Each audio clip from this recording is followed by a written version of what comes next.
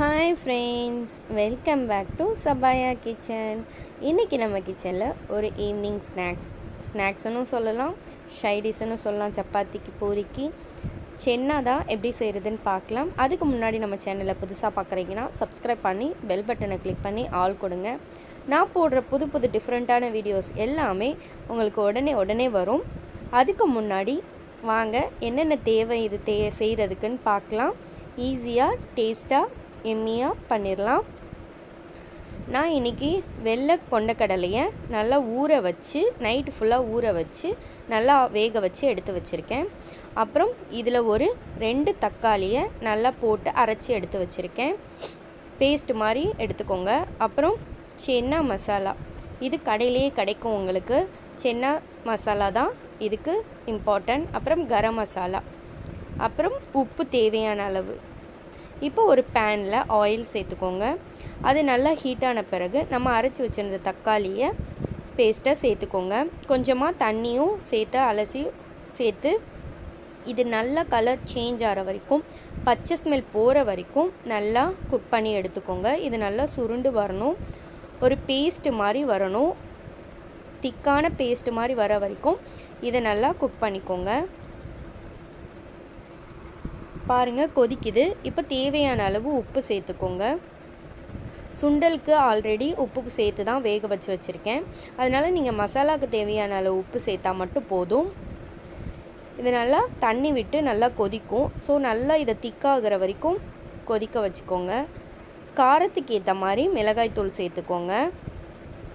சேர்த்து நல்லா மிக்ஸ் பண்ணிக்கோங்க. இது நல்லா கொஞ்சம் காரமாக இருந்தால் தான் டேஸ்ட்டாக நல்லாயிருக்கும். இங்கே பாருங்கள் நல்லா சுருண்டு வந்துருச்சு, எண்ணெய்லாம் பிரிஞ்சு வந்திருக்கு. இந்த ஸ்டேஜில் அந்த சென்னா மசாலா இருக்குது பார்த்திங்களா, அது ஒரு 2 டீஸ்பூன் ஆர் 3 டீஸ்பூன் அளவுக்கு எடுத்துக்கோங்க. ஏன்னா இந்த சென்னா மசாலா தான் இதுக்கு டேஸ்ட்டே.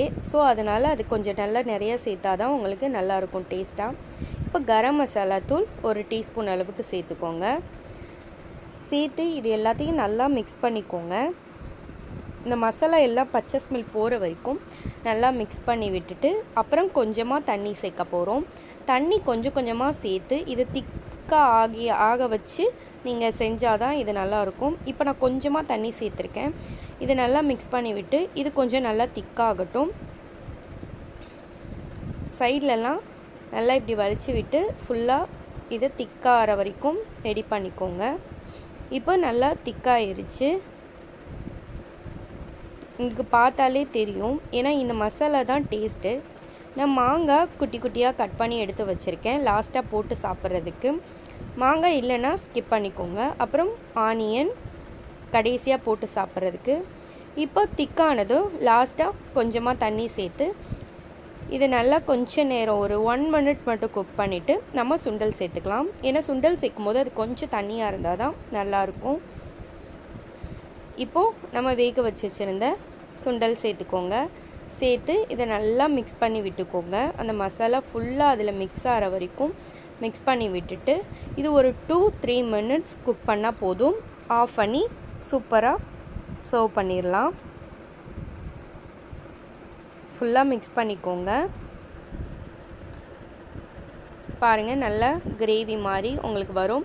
இது உங்களுக்கு சப்பாத்தி இல்லைன்னா பூரிக்கு சாப்பிட்ணுன்னா கொஞ்சம் தண்ணியாகவே ரெடி பண்ணிக்கோங்க. தக்காளி எக்ஸ்ட்ரா 1 சேர்த்துக்கோங்க.